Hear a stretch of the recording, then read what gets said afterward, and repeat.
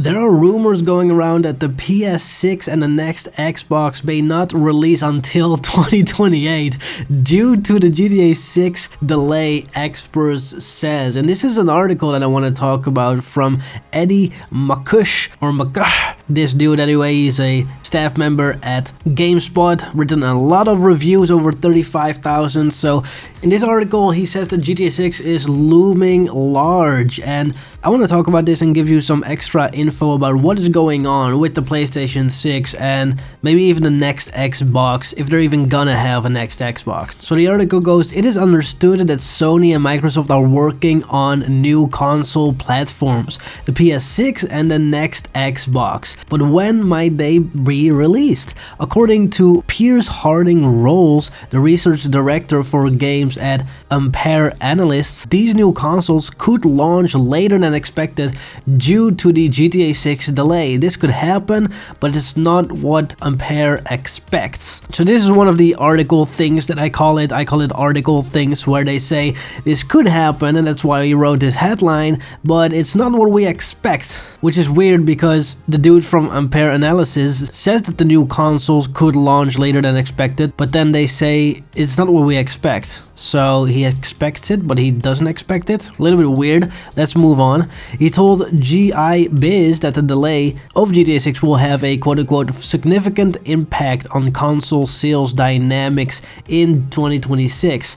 This is because with GTA 6 now coming in November 2026 instead of May 2026, console sales will be even more back-loaded, quote, than normal. How does the GTA 6 delay impact the next generation of console release dates? Harding Rolls said his company is modeling to the new systems to launch in late 2027, but that could change if the platform holders want to squeeze more juice out of GTA 6. And so there is a quote here, and the quote goes, might the console companies be tempted to get more from the current console generation by riding the GTA 6 wave and waiting until 2028?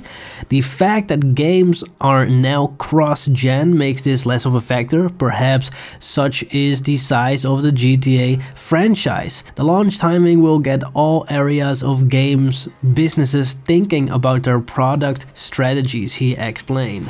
And so, in my opinion, this is a little bit of a funny situation because, look, I think there is a big chance for the PS6 or next Xbox to come out in 2028, because then Rockstar also can double dip. Of course, there is the GTA 6 market, which is basically everybody in the world wants GTA 6, and whenever a new version comes out, people will buy it. But to be honest, in my personal opinion, we don't even need a PlayStation 6. What do we need a PlayStation 6 for? The only game that is basically built for the PlayStation 6 is Grand Theft Auto. And let me ask you this, which game on the PS5 cannot be done on the PS4?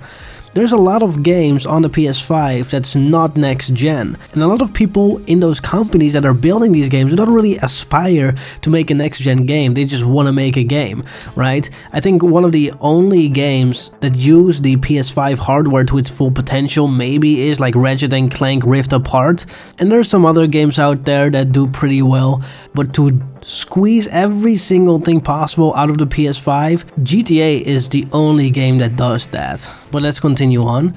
Harding Rolls went on to say that GTA 6 is going to be, quote, such an important driver of hardware sales, and not just when the game comes out, but for multiple years to follow. Quote, Sony and Microsoft will have wanted a much earlier release than 2026, so they could generate momentum earlier in the cycle, he said. And here's the problem, and we will read this in a second. Even if consoles come out earlier, that is not gonna change Rockstar's mind on when they want to release the next gen version. I mean, it took a while even for the PS5 for GTA 5 to come out on that newest generation, and they're gonna take their time, because just like with this version that we're getting, the first version of GTA 6, just the regular PS5, Xbox Series X and S, they are taking their time to optimize literally everything. And so that's the same thing for PC. Why is PC always coming out so late? And we'll learn a little bit more about this in the next paragraph, but it is because they want to optimize for literally every single piece of hardware and every single piece of the puzzle that is a PC, because everybody's PC is much different. The article goes on to say one of the reasons that GTA 5 sold so well is because the game launched later in the PS3 and Xbox 360 lifecycle, coming multiple years after those consoles arrived. This meant that the install base of those machines was big at the time, and then Rockstar re-released GTA 5 for PS4 and Xbox One when those consoles came out in 2014. Then Rockstar put the game on PC in 2015 and then brought it to PS5 and Xbox Series X and S in 2022. So you can see that they are quadruple drip in this whole thing with Grand Theft Auto, and you also see it with the latest Red Dead Redemption 1 news coming to all sorts of platforms. So they want to be able to maintain the game and make sure that it's coming to every single place possible. But yeah, it's pretty nice to have that, to be honest, because imagine if you are too poor to play Red Dead Redemption on anything, but you do have a phone, now you can play it via Netflix, so that's nice. So the article goes on to say, what do we know about the PS6 and next Xbox? Both Sony and Microsoft have confirmed that they are working on new consoles, but neither has been officially announced. Sony, for its part, recently showed off some new experimental technology that could power the next console. Microsoft, meanwhile, announces a partnership with AMD earlier this year for future platforms. Rumors have swirled recently that Microsoft could quit the console business, but the company says that's not true. For now, GTA 6 is confirmed only for PS5 and Xbox Series X and S, but if Rockstar follows a similar playbook to GTA 5, fans can expect it to come to PC later and possibly new consoles. So that is dope, and then here I see Stranger Things actor has a great response for GTA 6 delay. What? Dustin from Stranger Things, what did he say? The dude says, we got a whole series of Stranger Things before GTA 6. We got seasons 1 through 5 before GTA 6. I was 11 years old when GTA 5 came out. Now I'm an adult in my 20s. And he says, I'd rather it be good. Take that time.